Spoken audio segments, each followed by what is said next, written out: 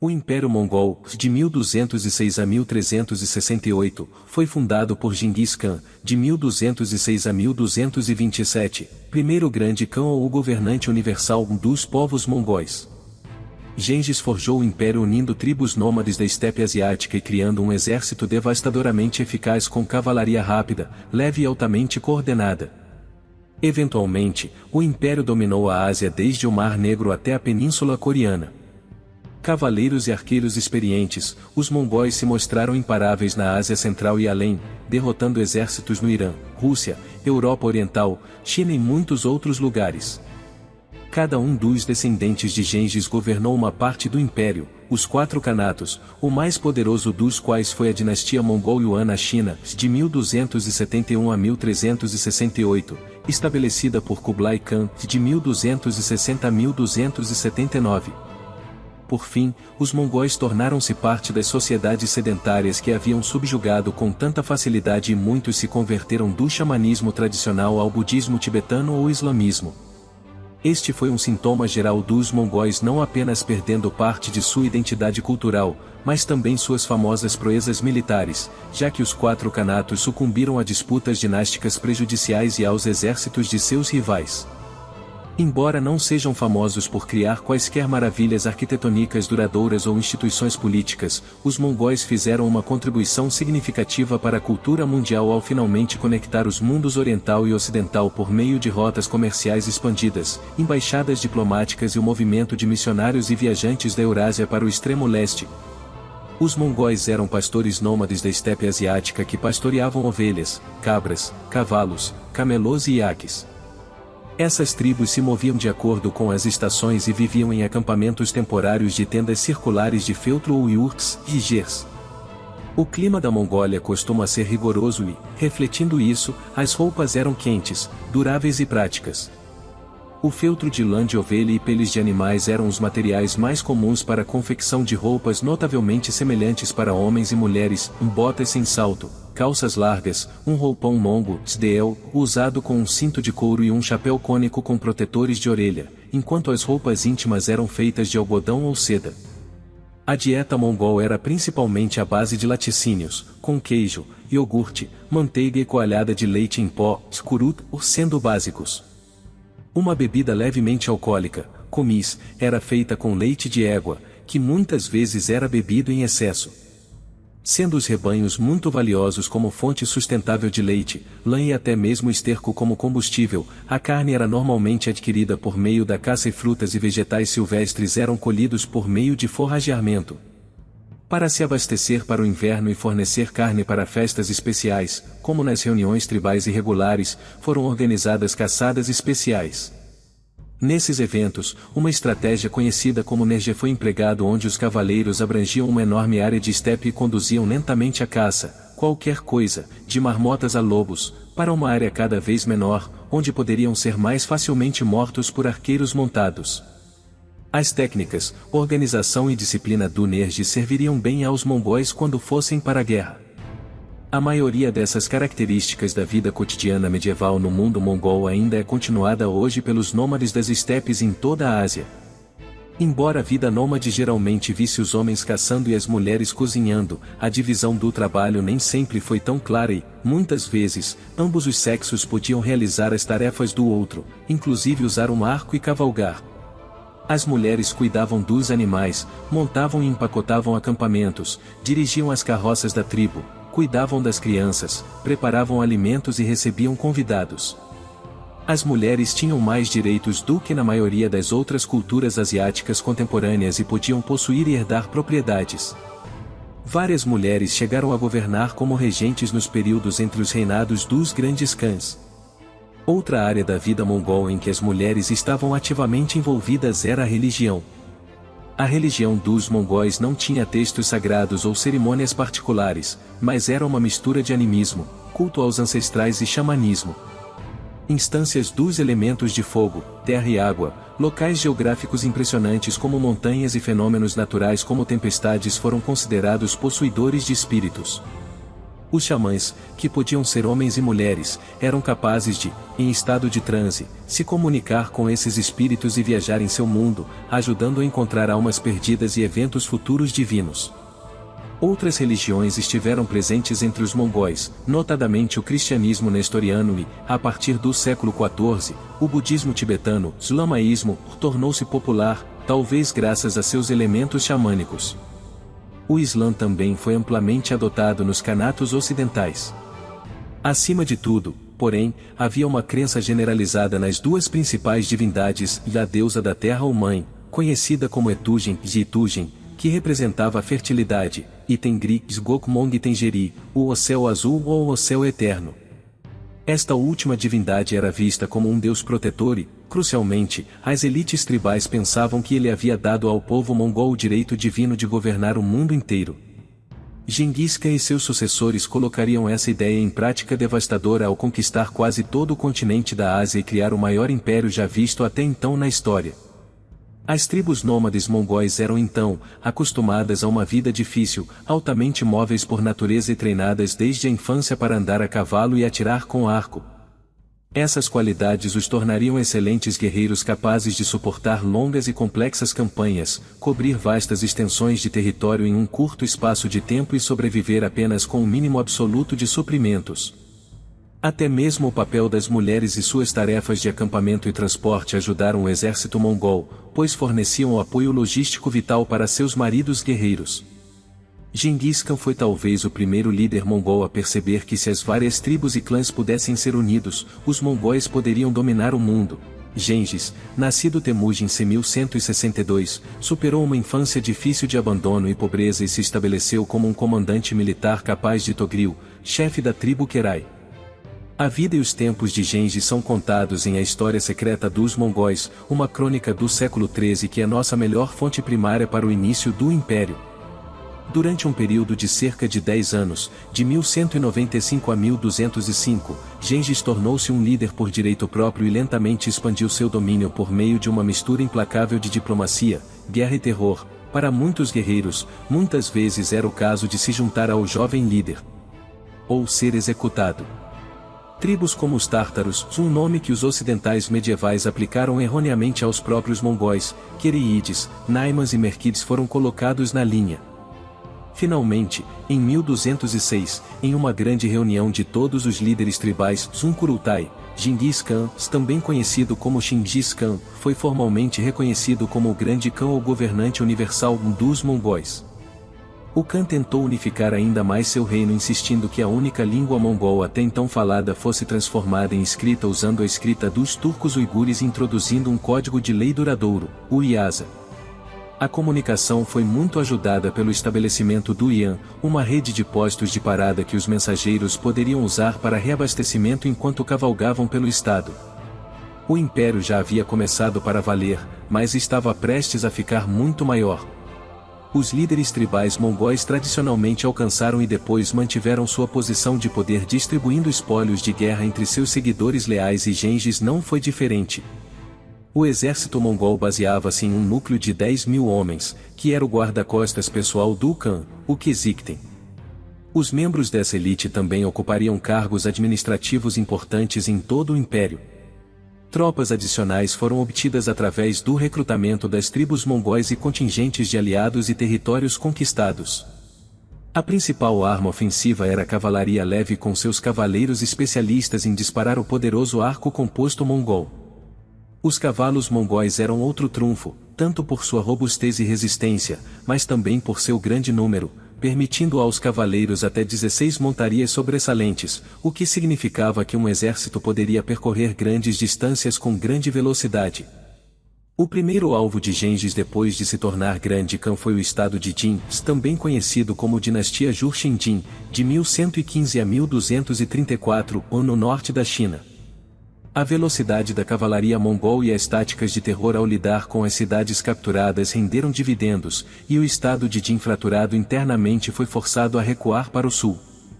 Um alvo simultâneo era o estado Tangur de Xixia, também conhecido como Sixia, de 1038 a 1227, também no norte da China e igualmente incapaz de impedir o progresso implacável de Gengis no leste da Ásia. O terceiro alvo neste período foi a dinastia Song-China, Shaka Sung, 960-1279.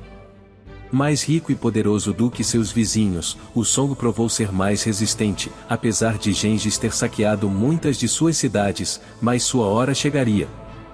Em 1219, até mesmo o norte da Coreia havia sido atacado enquanto Gengis perseguia as problemáticas tribos Khitan que haviam fugido para lá. Aparentemente com a intenção de ganhar seu título de governante universal, Gengis agora voltou sua atenção para a Ásia Ocidental. A partir de 1218, o Império Persa-Kovaras foi atacado. Um exército mongol de 100.000 homens varreu todos os cantos, capturando cidades notáveis como Bukhara e Samarcanda.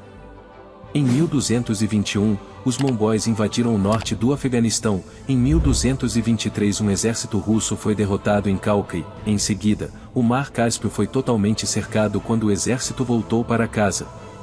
Os muçulmanos da região agora tinham um novo título para Gengis, o Maldito. As cidades foram destruídas até suas fundações, civis foram massacrados e até sistemas de irrigação foram destruídos.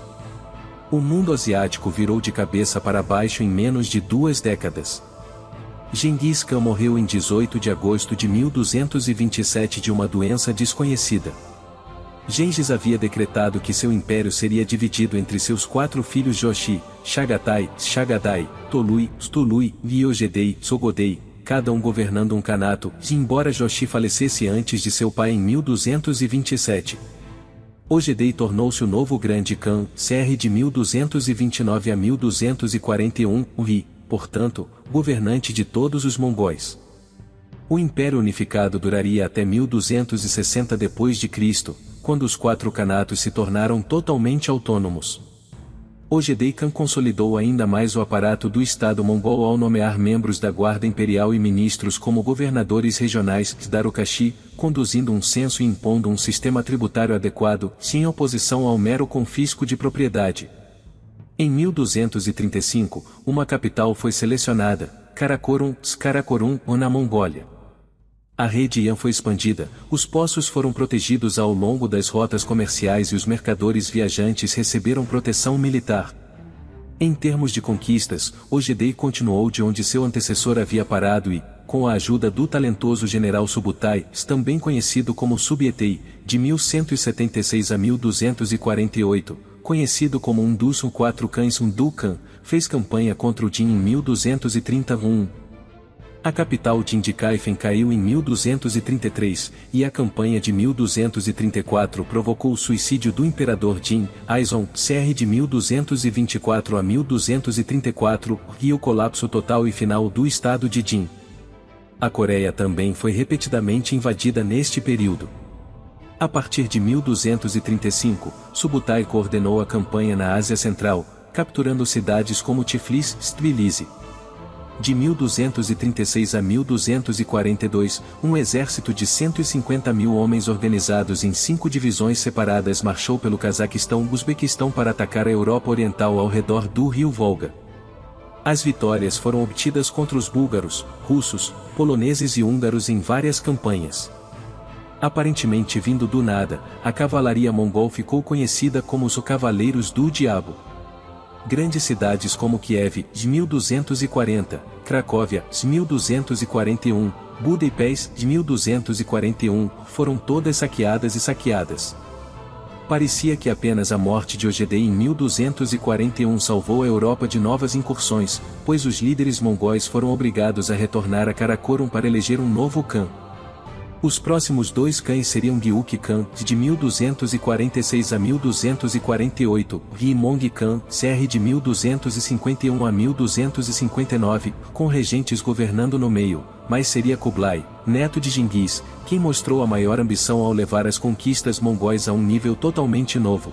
Kublai Khan reinaria de 1260 a 1294, mas já havia impressionado antes disso, quando fez campanha com Mong Khan contra Song-China. Kublai teve que lutar com seu irmão mais novo Arikbok, de 1219 a 1266, pela posição de Grande Khan, mas Kublai venceu e, mesmo que o império agora estivesse efetivamente dividido em 4 kanatos, ele teve o consolo de que sua parte continuava sendo a mais rica. Kublai, em todo caso, ambicionava um título ainda mais prestigioso de imperador chinês. Consequentemente, os Song foram novamente atacados, mas desta vez Kublai se envolveu em uma guerra de cerco usando catapultas superiores, conhecimento adquirido na Ásia Ocidental. Cidade depois que a cidade caiu nos 11 anos seguintes, com a queda da capital Lin em 28 de março de 1276, também caiu a dinastia Song. Em 19 de março de 1279, uma grande batalha naval foi vencida em Yaishan, perto da moderna Macau, outro exemplo de adaptação bem-sucedida na Guerra Mongol, e a última resistência Song foi anulada. Kublai havia derrotado o que todos os nômades das estepes antes dele haviam sonhado, o poderoso e imensamente rico estado da China. Em 1271, Kublai declarou-se imperador da China e sua nova ordem, a dinastia Yuan, que significa origem ou o centro. Daidu, Pequim, tornou-se a nova capital, com Xanadu, Xangu, no nordeste, sendo o retiro de verão do imperador.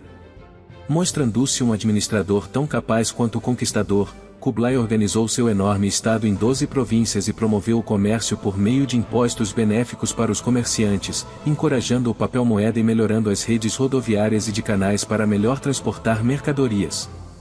Kublai não ficou satisfeito, porém, e lançou 2 ataques ao Japão em 1274 e 1281. Ambos falharam como resultado da forte resistência local e das terríveis tempestades que os japoneses chamariam de kamikaze. Ou ventos divinos.